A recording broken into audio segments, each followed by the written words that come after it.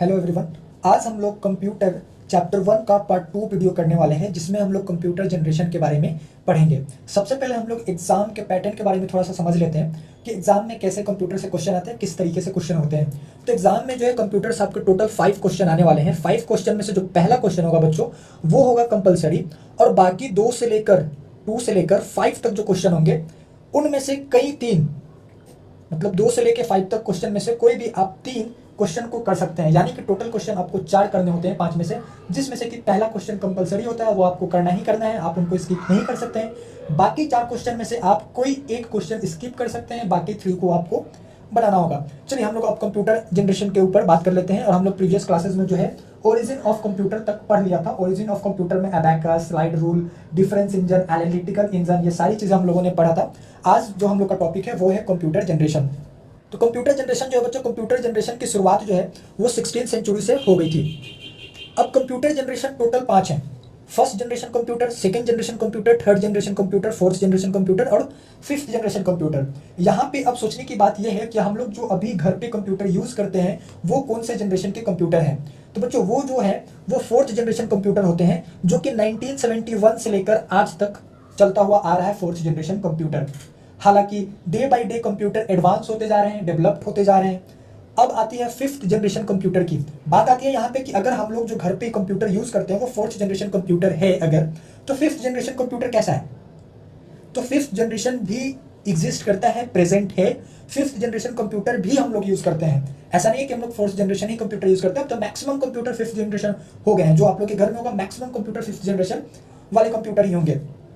अब fifth generation computer क्या है तो समझते हैं। फिफ्थ जनरेशन कंप्यूटर भी प्रेजेंट में, और यहाँ पे बियॉन्ड लिखा हुआ। बियॉन्ड कहने का मतलब है कि प्रेजेंट के आगे तक का भी। अब बियॉन्ड क्यों लिखा गया है और फिफ्थ जनरेशन कंप्यूटर क्या है। तो फिफ्थ जनरेशन कंप्यूटर जो है वो एआई पे काम करता है। एआई बेस्ड कंप्यूटर होता है। एआई बेस्ड कहने का मतलब आर्टिफिशियल इंटेलिजेंस, ठीक है। तो मतलब वो कंप्यूटर क्या करता है, खुद से अपना डिसीजन लेता है कि यहाँ पे मुझे इस तरीके से एक्शन करना चाहिए। जैसे वॉइस असिस्टेंट, गूगल असिस्टेंट, ये एक आर्टिफिशियल इंटेलिजेंस का एग्जाम्पल है। आप कुछ भी बोलते हो तो उधर से गूगल असिस्टेंट आपको रिप्लाई करता है। इट मीन्स कि वो खुद से डिसीजन लेता है कि आपको रिप्लाई क्या करना है। तो ये सारी चीज एआई का काम होता है, जो कि फिफ्थ जनरेशन कंप्यूटर कहलाती है। हम लोग अब बात करते हैं फर्स्ट जनरेशन कंप्यूटर के ऊपर। तो फर्स्ट जनरेशन कंप्यूटर जो थी बच्चों, वो किस टेक्नोलॉजी पे बेस्ड थी। तो फर्स्ट जनरेशन कंप्यूटर जो है वो वैक्यूम ट्यूब टेक्नोलॉजी पे बेस्ड थी। 1940 से 1956 तक फर्स्ट जनरेशन ऑफ कंप्यूटर चला, ठीक है। और ये जो फर्स्ट जनरेशन कंप्यूटर होता था वो एक शीशा के केस में रखा हुआ होता था। उसका पिक्चर मैं आपको यहाँ पे डिस्प्ले कर दूंगा फर्स्ट जनरेशन कंप्यूटर की। और ये जो ग्लास होता था फ्रेजाइल होता था। फ्रेजाइल कहने का मतलब है कि बहुत डेलिकेट, बहुत नाजुक सा शीशा होता था, जो कि जल्दी से ब्रेक हो जाए, इजिली ब्रोकेबल ग्लास होते थे। और इसमें फिलामेंट्स यूज होते थे as a source of electronics. और ये फर्स्ट जनरेशन कंप्यूटर किस लिए यूज किए जाते थे, कैलकुलेशन के लिए, और साथ ही साथ स्टोरेज एंड कंट्रोल के लिए भी। First general programmer electronic computer जो था वो था electronic numerical integrator and computer, जिसको कि शॉर्ट में हम लोग ENIAC भी बोलते हैं। और ये कंप्यूटर किसके द्वारा बनाया गया था, जे प्रिस्पर एकर्ड एंड जॉन वी मॉचली के द्वारा। अब ये जो कंप्यूटर है इसके बारे में हम लोग थोड़ा सा जान लेते हैं। ये कंप्यूटर कैसा था, फर्स्ट जनरेशन कंप्यूटर था। फर्स्ट जनरेशन कंप्यूटर होने के साथ साथ first general programmer electronic computer भी था। तो फर्स्ट जनरेशन कंप्यूटर का अगर कोई एक एग्जांपल पूछे तो आप ये एग्जांपल दे सकते हैं, ENIAC, जिसका full form electronic numerical integrator and computer भी है। अब इसके प्रॉपर्टीज थोड़ा सा जान लेते हैं इस कंप्यूटर का। जो फर्स्ट जनरेशन का ये कंप्यूटर था वो जो है बच्चों 30 से लेकर 50 फीट लॉन्ग हुआ करता था, 30 टन का हुआ करता था। और इस कंप्यूटर में 18,000 वैक्यूम ट्यूब होते थे, 70,000 रजिस्टर्स होते थे, 10,000 कैपेसिटर्स होते थे। और इस कंप्यूटर को रन करने के लिए 1,50,000 वॉट्स पावर की जरूरत होती थी। और ये बड़ा रूम रिक्वायर करता था। इसको स्टोर करने के लिए, इस कंप्यूटर को रखने के लिए एक लार्ज रूम होना चाहिए होता था फर्स्ट जनरेशन कंप्यूटर को। तो यहाँ से अगर आप एक चीज अगर नोटिस कर पाए होंगे तो इस कंप्यूटर को रन करने के लिए सबसे पहली बात कि एक लार्ज रूम चाहिए होता था। दूसरी बात कि काफी ज्यादा पावर चाहिए होता था, जो कि 1,50,000 वोल्ट्स होता था। और इस वजह से ये कंप्यूटर जो है हीट को बहुत ज्यादा डिसिपेट करती थी। यानी कि जब ये कंप्यूटर रन होता था तो हीट बहुत ज्यादा इस कंप्यूटर से निकलती थी। यहाँ पे सोचने वाली भी बात है बच्चों कि अगर कोई भी कोई भी ऐसा मशीन है जो कि इतना ज़्यादा पावर कंज्यूम करती है 1,50,000 वॉट्स, तो ऑब्वियस सी बात है कि वो हीट जनरेट करेगी, वो हीट होगी। नॉर्मली हमारे घर में जो बल्ब जलते हैं 9 वाट के, 12 वाट के या फिर 18 वाट के जो एलईडी बल्ब होती है, इतने कम वाट की बल्ब होती है, तो वो बहुत अगर 1 घंटे तक जल रही है तो वो हीट हो जाती है, वो जो बल्ब का सरफेस होता है वो हीट हो जाता है, गर्म हो जाता है। और यहाँ पे तो 9 वाट छोड़िए, 12 वाट छोड़िए, 18 वाट छोड़िए, 1,50,000 वोल्ट्स रिक्वायर करती थी। तो सोचिए कि वो कंप्यूटर कितना ज़्यादा हीट प्रोड्यूस करती होगी। तो इसीलिए इस कंप्यूटर को जिस भी रूम में स्टोर किया जाता था, उस रूम में एयर कंडीशन का भी ख्याल रखा जाता था कि वो रूम ठंडा हो। अब क्या कैसे एयर कंडीशन वो लोग करते थे, आप रिसर्च कर सकते हैं अपने ऊपर, ठीक है। अब हम लोग आगे की ओर बढ़ते हैं और वो है वॉन न्यूमन डिज़ाइन, ठीक है बच्चों, वॉन न्यूमन डिज़ाइन। यहाँ पे आप देख सकते हैं von Neumann design. Von Neumann design क्या था कि वॉन न्यूमन एक ऐसा कंप्यूटर डिज़ाइन किए थे, ठीक है, जिस कंप्यूटर के पास मेमोरी भी था, मेमोरी स्टोर करता था और प्रोग्राम और डाटा को एक ही मेमोरी में स्टोर करता था। इसके बारे में हम आगे और अच्छे से थोड़ा सा पढ़ेंगे, बट यहाँ पे मैं आपको थोड़ा सा आइडिया दे देता हूँ कि दो डिज़ाइन आए थे। पहला जो था वो वॉन न्यूमन डिज़ाइन था और इसके जस्ट अपोजिट एक और डिज़ाइन था जो कि हार्वर्ड डिज़ाइन था। तो हार्वर्ड डिज़ाइन क्या करता था कि उसमें भी मेमोरी होते थे, बट वहाँ पे जो है प्रोग्राम अलग स्टोर होता था और डाटा अलग स्टोर होते थे। वो हार्वर्ड डिज़ाइन में हुआ करता था, जो कि हमारे बुक में ऐसा कुछ लिखा हुआ नहीं है, दिया हुआ नहीं है, बट एक नॉलेज के लिए मैं आप सभी को बता रहा हूँ। हमारे बुक में केवल इस डिज़ाइन की जिक्र की गई है। तो ये जो डिज़ाइन है वॉन न्यूमन डिज़ाइन, ये एक ऐसा डिज़ाइन था जिस कंप्यूटर में मेमोरी हुआ करते थे और एक ही मेमोरी में प्रोग्राम और डाटा दोनों स्टोर होते थे अलग अलग एड्रेस पे। और ये डिज़ाइन आज भी सेम चलते हुए आ रही है, आज भी यही डिज़ाइन को फॉलो किया जाता है। हालांकि आज के जो ये वाला डिज़ाइन है वो काफ़ी ज़्यादा एडवांस हो चुका है, बट आज भी लगभग इसी डिज़ाइन पे, लगभग नहीं 100% इसी डिज़ाइन पे हमारे कंप्यूटर चलते हैं। हालांकि अब ये एडवांस हो चुके हैं, पहले से ज़्यादा एडवांस हो चुके हैं, फास्ट हो चुके हैं और भी बहुत सारे फीचर्स ऐड हो चुके हैं इसमें। तो चलिए हम लोग अब आगे बात करते हैं सेकंड जनरेशन कंप्यूटर के बारे में। तो फर्स्ट जनरेशन कंप्यूटर का टेक्नोलॉजी क्या था, वैक्यूम ट्यूब था। सेकंड जनरेशन कंप्यूटर का टेक्नोलॉजी क्या है बच्चों, ट्रांजिस्टर्स है। ये कब से कब तक चला, 1956 से लेकर 1963 तक। डेट आपको याद रखने की कोई जरूरत नहीं है क्योंकि ये हिस्ट्री सब्जेक्ट नहीं है, कंप्यूटर है, तो आप बस नॉर्मली टर्मिनोलॉजी ध्यान रखिए क्या कैसे चीजें रही हैं, बस काफी है, आपका एग्जाम में काफी अच्छा मार्क्स आ जाने वाले हैं। तो सेकंड जनरेशन कंप्यूटर का जो बेसिक कंपोनेंट्स होते थे वो थे transistors, diodes, magnetic core storage, ठीक है। और सेकंड जनरेशन के पीरियड में ही CPU, memory, programming language, input and output unit developed हुए थे, ठीक है। These were also first computer that store their instruction. और सेकंड जनरेशन के कंप्यूटर जो है पहला ऐसा कंप्यूटर था जो अपने इंस्ट्रक्शन को मेमोरी में स्टोर करके रखता था। और इसका मेमोरी का जो टेक्नोलॉजी है वो कैसा था, magnetic drum to magnetic core technology. अब हम लोग बात करते हैं यहाँ पे कि these were also first computer that stored their instruction. ये कहने का मतलब क्या है, तो बच्चों यहाँ पे आप ध्यान से समझिए कि जो फर्स्ट जनरेशन कंप्यूटर था उसमें कोई ऑपरेटिंग सिस्टम नहीं हुआ करता था। सेकेंड जनरेशन कंप्यूटर में भी कोई ऑपरेटिंग सिस्टम नहीं होता था। फर्स्ट जनरेशन कंप्यूटर को जब भी ऑन किया जाता था तो वो कंप्यूटर कैसा ऑन होता होगा, आप सोच के देखिए कि अगर कोई एक सिस्टम है, कंप्यूटर है, उसमें ऑपरेटिंग सिस्टम ही ना हो तो वो कंप्यूटर कैसे चलेगा। तो जो फर्स्ट जनरेशन और सेकंड जनरेशन की कंप्यूटर थी उनमें क्या होता था बच्चों कि जब भी आप सिस्टम कंप्यूटर को ऑन करते थे तब आपको एक प्रोग्राम रन करना होता था खुद से। यानी कि जब कभी भी आप सिस्टम को बंद करके चालू करते हैं तो उसको जो है प्रोग्राम करना पड़ता था, ताकि प्रोग्राम करना होता था। और फर्स्ट जनरेशन कंप्यूटर में जो है आप कोई भी कमांड अगर कोई काम करते हैं तो वो स्टोर नहीं होती थी, प्रोसेस होने के बाद वो अगर आप दूसरे चीज़ पे शिफ्ट करिए तो ऑटोमेटिकली रिमूव हो जाती थी, डाटा डिलीट हो जाती थी। बट सेकंड जनरेशन में भी यही लोचा था कि आपको इसमें कोई ऑपरेटिंग सिस्टम नहीं था, तो आप जैसे कंप्यूटर ऑन करते थे तो आपको प्रोग्राम करना पड़ता था ताकि आप कंप्यूटर को यूज़ कर पाए। हर बार जब आप कंप्यूटर बंद करके ऑन करेंगे तो आपको प्रोग्राम करना पड़ेगा, ठीक है। अब हम लोग आते हैं कि सेकेंड जनरेशन कंप्यूटर के दौरान ही high level programming language introduce हुआ, जिसमें फोर्टन और ये सारे नाम जो है एल्गोल, कोबोल, ये सारी चीज़ें हाई प्रोग्रामिंग लैंग्वेज जो है इंट्रोड्यूस हुई थी सेकेंड जनरेशन कंप्यूटर के पीरियड में ही, ठीक है। इनके कुछ एग्जांपल है सेकेंड जनरेशन कंप्यूटर के, IBM और IBM 7090। और उसका जो था फर्स्ट जनरेशन कंप्यूटर का, उसका भी एग्जाम्पल मैंने बता दिया था, जो कि 30 से 50 फीट लॉन्ग होता था, ठीक है। अब हम लोग बात करते हैं थर्ड जनरेशन कंप्यूटर की। थर्ड जनरेशन कंप्यूटर, तो थर्ड जनरेशन कंप्यूटर का जो टेक्नोलॉजी था वो था इंटीग्रेटेड सर्किट। इंटीग्रेटेड सर्किट को जो बच्चों हम लोग IC भी कहते हैं, ठीक है। अब ये जो थर्ड जनरेशन कंप्यूटर था ये मोर पावरफुल था, इस कंप्यूटर के पास ज़्यादा पावर था और स्पीड भी ज़्यादा थी। These integrated circuits are popularly known as chip. और इस इंटीग्रेटेड सर्किट को हम लोग चिप्स भी बोला करते थे, या फिर बोला करते हैं, थे नहीं, बोला करते हैं। और ये चिप जो है, ये इंटीग्रेटेड सर्किट जो है सिलिकॉन मटेरियल का बना हुआ करता है। Chip is less than 1/4 square inches and contain millions of electronic components. और ये चिप बहुत छोटे होते हैं और इसी छोटे चिप में बहुत सारे इलेक्ट्रॉनिक कंपोनेंट्स इंटीग्रेटेड होते हैं। मतलब एक इतना छोटे से चिप में बहुत सारे दूसरे इलेक्ट्रॉनिक कंपोनेंट्स होते हैं। This computers were small size. अब आपको इससे ही पता लग रहा होगा कि अगर ये छोटा हो गया, इंटीग्रेटेड इतने छोटे हो गए, बहुत सारे इलेक्ट्रॉनिक कंपोनेंट्स भी इसी में आ गए, तो ऑब्वियस सी बात है कि इनका साइज भी क्या हो गया होगा, छोटा हो गया होगा।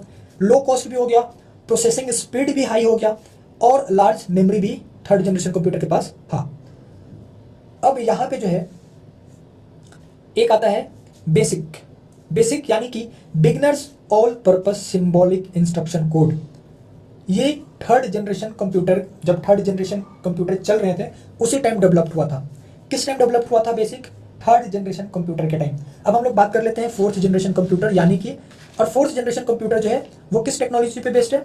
माइक्रो प्रोसेसर, जो कि हम लोग आज भी फोर्थ जनरेशन कंप्यूटर यूज करते हैं। हालांकि अब हम लोग फिफ्थ जनरेशन कंप्यूटर पे शिफ्ट होने लगे हैं, एआई का भी हम लोग यूज करने लगे हैं, बट अभी भी बहुत जगह सरकारी जो ऑफिस होते हैं वहां पे जो सिस्टम होते हैं वो फोर्थ जनरेशन कंप्यूटर ही होते हैं। तो फोर्थ जनरेशन कंप्यूटर जो है वो large scale of integration use करते हैं, यानी कि LSI circuit based on single silicon chip called micro processor. LSI जो सर्किट है वो सिंगल सिलिकॉन चिप पे बेस्ड होता है, बना हुआ होता है, जिसको कि हम लोग माइक्रो प्रोसेसर भी कहते हैं। This computers are called micro computer, और इस तरीके के कंप्यूटर को हम लोग माइक्रो कंप्यूटर भी बोलते हैं। उसके बाद जो है पहले क्या आया बच्चों? आईसी आया। क्या? IC, integrated circuit. उसके बाद लार्ज स्केल इंटीग्रेशन आया जो कि फोर्थ जनरेशन में लगा। फिर ये लार्ज स्केल इंटीग्रेशन रिप्लेस कर दिया गया किसके द्वारा? वेरी लार्ज स्केल इंटीग्रेटेड के द्वारा, इंटीग्रेटेड सर्किट के द्वारा, ठीक है, जिसको कि शॉर्ट में VLSI भी हम लोग बोलते हैं। The personal computer is a fourth generation computer. जो हमारा पर्सनल कंप्यूटर होता है वो फोर्थ जनरेशन कंप्यूटर होता है। जो हम लोग घर में यूज करते हैं कंप्यूटर वो फोर्थ जनरेशन कंप्यूटर होती है। It is the period when evolution of computer network also took place. और ये एक पीरियड था जब कंप्यूटर नेटवर्क्स भी इवॉल्व होना, डेवलप होना स्टार्ट हुई। एग्जाम्पल के लिए यहाँ पे एप्पल का 2 और अल्टर 8800 मॉडल है, फोर्थ जनरेशन कंप्यूटर का एग्जाम्पल है। अब हम लोग जो है यहाँ पे फिफ्थ जनरेशन बात करते हैं और हमारा ये टॉपिक आज का समाप्त हो जाएगी।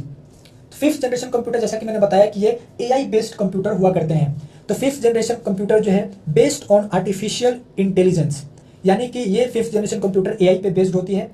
आर स्टिल इन डेवलपमेंट, और ये अभी भी डेवलपमेंट में है, और इसी वजह से यहाँ पे बियॉन्ड लिखा हुआ है, present and beyond. Some AI application, voice recognization, face unlock etcetera, जो फेस ब्यूटी कैमरा में होती है वो क्या होता है? एआई होता है। आपको फेस को स्कैन करता है, आपके फेस के अकॉर्डिंग वो क्या करता है? आपके फेस के ऊपर ब्यूटिफिकेशन लगाता है। ये सारी चीज एआई का कमाल होता है, आर्टिफिशियल इंटेलिजेंस का कमाल होता है। सोचो कितनी मजेदार चीज है ये आर्टिफिशियल इंटेलिजेंस। आगे चल के आर्टिफिशियल इंटेलिजेंस बहुत ज्यादा डेवलप होने वाली है और चीजें काफी ज्यादा ईजी होने वाली है। और आर्टिफिशियल इंटेलिजेंस में क्या होता है? सिस्टम जो है खुद से डिसीजन लेना स्टार्ट कर देती है। आप कैमरा ऑन किए, सिस्टम खुद से ओन डिसीजन लेती है कि आपके ऊपर कौन सा इफेक्ट डालना है उस कैमरे को कि आपका फेस निखर के आए। तो ये सारी चीजें क्या करती है? एआई करती है। तो यहाँ पे लिखा हुआ है AI making computers behave like humans and allow the computer to take its own decision. आप इसका एक बहुत अच्छा एग्जांपल ले सकते हैं जो कि है कंप्यूटर चेस। अगर आप कंप्यूटर चेस खेले होंगे, मोबाइल में भी कंप्यूटर चेस गेम आती है, कंप्यूटर में भी चेस गेम आती है। तो आजकल का जो कंप्यूटर चेस है वो ह्यूमन बींग को हराने लगी है। मतलब कि आज अब जो आप खेलते हैं कंप्यूटर पे गेम, जो खेलते हैं ऑटोमेटिक जो गेम चलता है उस पर, ठीक है, आपने कोई गोटी को आगे बढ़ाया, हाथी को आगे बढ़ाया, कंप्यूटर अपने साइड से हाथी को या फिर घोड़े को आगे बढ़ाती है। तो कंप्यूटर को अपना डिसीजन मालूम है कि मुझे कौन सा गोटी चलना चाहिए ताकि हम सामने वाले ह्यूमन को हरा सके। अगर उस कंप्यूटर को खुद से डिसीजन लेने नहीं आता, वो एक फिक्स्ड पे डिपेंड होता, मतलब कि कंप्यूटर पहला ये हाथी चलेगा, उसके बाद घोड़ा चलेगा, तब तो कंप्यूटर हर बार हार जाता है ह्यूमन से, क्योंकि वो तो प्रेडिक्टेबल हो जाता। मतलब ह्यूमन एक बार खेलता, 2 बार खेलता, उसके बाद ह्यूमन को पता चल जाता कि कंप्यूटर क्या करता है, पहले इसको चलता है, उसके बाद ये गोटी चलता है। तो आप पहले से रणनीति बना लेते हो और कंप्यूटर को हरा देते हैं। लेकिन आजकल का जो कंप्यूटर चेस है वो एआई पे बेस्ड हो गया, यानी कि कंप्यूटर समझने लगा है कि अगर सामने वाला ये पासा चला है तो मुझे कौन सा पासा चलना चाहिए। ये होता है ओन डिसीजन लेना कंप्यूटर के द्वारा। तो ये सारी चीजें धीरे धीरे डेवलप हो रही है। और रोबोट में भी, खास करके जो रोबोटिक होते हैं, जो रोबोटिक मटेरियल्स होते हैं, जो रोबोटिक सब्सटेंस होते हैं, उनमें काफी ज्यादा यूज किया जाता है। रोबोट में काफी ज्यादा आर्टिफिशियल इंटेलिजेंस का रोल होता है। खैर हम लोग अब आगे की ओर बढ़ते हैं। तो यहाँ पे पांचों जनरेशन का, 5 जनरेशन, जितने भी 5 जनरेशन कंप्यूटर उनके फीचर्स लिखे हुए हैं, तो आप इनको देख लेना। यहाँ पे क्राइटेरिया है, टेक्नोलॉजी है, स्पीड है, साइज है, रिलायबिलिटी है, ओएस यानी कि ऑपरेटिंग सिस्टम, और लैंग्वेज पीरियड, ये सारी चीज लिखी हुई है। तो एक बार हम लोग देख लेते हैं फर्स्ट जनरेशन कंप्यूटर। टेक्नोलॉजी क्या थी? Vacuum tube. स्पीड कैसी थी? स्लोएस्ट थी। साइज कैसा था? लार्जेस्ट था। क्या वो रिलायबल था? नहीं, अनरिलायबल था। क्या फर्स्ट जनरेशन कंप्यूटर में ऑपरेटिंग सिस्टम हुआ करते थे? तो नहीं, नहीं हुआ करते थे। लैंग्वेज कौन सी थी? मशीन लैंग्वेज थी। सेकेंड जनरेशन की टेक्नोलॉजी क्या थी? ट्रांजिस्टर थी। स्पीड कैसी थी? स्लो थी। साइज कैसी थी? लार्ज थी, लार्जेस्ट नहीं थी। याद रखिएगा, फर्स्ट वाले से ये छोटी थी। रिलायबिलिटी कैसा था? लेस रिलायबल था। ऑपरेटिंग सिस्टम सेकंड जनरेशन में भी नहीं था। लैंग्वेज असेंबली लैंग्वेज थी। ठीक है, पीरियड आप लोग खुद से देख लेना। थर्ड जनरेशन कंप्यूटर का टेक्नोलॉजी कैसा था? इंटीग्रेटेड सर्किट यानी कि आईसी। स्पीड कैसी थी? मीडियम थी। साइज भी मीडियम था। रिलायबल, मोर रिलायबल था। ऑपरेटिंग सिस्टम था थर्ड जनरेशन कंप्यूटर में, तो हाँ ऑपरेटिंग सिस्टम था। लैंग्वेज कौन सी थी? हाई लेवल लैंग्वेज थी, हाई लेवल प्रोग्रामिंग लैंग्वेज थी। फोर्थ जनरेशन कंप्यूटर की हम लोग बात करते हैं, जो हम लोग यूज करते हैं। तो फोर्थ जनरेशन कंप्यूटर की टेक्नोलॉजी क्या है? माइक्रो प्रोसेसर, यानी कि हमारे कंप्यूटर में छोटे से एक प्रोसेसर लगा होता है जो कि कंप्यूटर के ब्रेन कहलाते हैं। और फोर्थ जनरेशन कंप्यूटर की speed faster, size smaller, reliable more reliable. Operating system हाँ होती है, बिल्कुल होती है। Language high level language. Fifth generation fifth generation computer technology AI. Speed fastest, तुरंत फास्ट काम करती है। एआई जो है फास्ट काम करती है। कैमरा आपका फेस देखता है और फोन को अनलॉक कर देता है, इतना फास्ट है, इतना फास्ट है। तो ये चीज समझनी होगी। साइज स्मॉलेस्ट, काफी स्मॉल। रिलायबल हाँ मोर रिलायबल है। ऑपरेटिंग सिस्टम हाँ होती है। Language high level language. ठीक है, तो हमारा जो है जनरेशन, कंप्यूटर जनरेशन टॉपिक खत्म हुआ। उसके बाद जो है हम लोग को कंप्यूटर सिस्टम पढ़ना है, आप यहाँ पे देख सकते हैं। उसके बाद हम लोग को कंप्यूटर सिस्टम पढ़ना है। तो मैंने तो वैसे बोला था कि आज ही मैं कंप्यूटर की जो है वो खत्म कर दूंगा, पूरी कंप्लीट चैप्टर्स, चैप्टर 1, बट जो नहीं हो पाई उसके लिए I am really really sorry. और पता नहीं ये वीडियो आज रात तक डलेगी या कल तक डलेगी। तो क्या है ना कि और भी बहुत सारे काम होते हैं मेरे को, और मुझे भी पढ़ना होता है, मेरा भी एग्जाम है। मेरा भी जैसे आप फर्स्ट सेमेस्टर बीसीए का फर्स्ट सेमेस्टर का एग्जाम देने वाले हैं, उसी प्रकार मेरा भी 20 जनवरी से ही एग्जाम होने वाला है, बीसीए का ही एग्जाम होने वाला है। तो मुझे अपना भी पढ़ाई करना होता है और इसमें काफ़ी ज़्यादा टाइम लगता है। एक एक चीज़ लिखो, नोट्स बनाओ, वीडियो बनाओ, एडिट करो, फिर थंबनेल बनाओ, फिर अपलोड करो। तो ये सारी चीज़ें करने में काफ़ी ज़्यादा टाइम लग जाती है। धीरे धीरे मतलब क्या होता है ना कि ये सारी चीज़ें करते करते मन भी भर जाता है, तो इंसान को थोड़ा बहुत रेस्ट भी चाहिए होता है। इस वजह से जो है लेट हो गया, बट मैं अपनी तरफ से पूरी कोशिश कर रहा हूँ कि कंप्यूटर और मैथ एग्ज़ाम स्टार्ट होने से पहले आपको इन सारी चीज़ की वीडियो जो है हमारे यूट्यूब चैनल पे डल जाएगी। तो आप एक बिलीव रखिए हमारे ऊपर, चैनल को सब्सक्राइब कीजिए। अगर वीडियो अच्छा लगा हो तो लाइक कर सकते हैं, और एक प्यारा सा अगर आप चाहें तो कमेंट कर सकते हैं कि वीडियो और किस तरीके से अच्छी हो सकती है। आप सजेस्ट कर सकते हैं कमेंट सेक्शन में। कोई डाउट हो तो वो भी कमेंट सेक्शन में डाल सकते हैं। तो आज के लिए हम इतना ही रहने देते हैं, और थैंक यू सो मच बच्चों। अभी तक अगर आप वीडियो में बने हुए हैं तो थैंक यू सो मच। और ये सारी चीज़ मैं आप ही के लिए कर रहा हूँ, क्योंकि बीसीए में बहुत सारे ऐसे बच्चे हैं जिनके पास अभी तक बुक भी नहीं आई है। वो बच्चे कैसे पढ़ेंगे? उनको समझ में भी नहीं आ रहा है किस तरीके से पढ़ना है। पीडीएफ से बहुत बच्चों को पढ़ने में नहीं बन रहा होगा। तो इन सारी चीज़ों को लेकर मैंने सोचा कि क्यों ना बच्चों को हेल्प की जाए। तो ये एक मेरा छोटा सा इनिशिएटिव है, अगर आप सपोर्ट करना चाहें तो सपोर्ट कर सकते हैं। थैंक यू सो मच, मिलते हैं कल नेक्स्ट वीडियो में।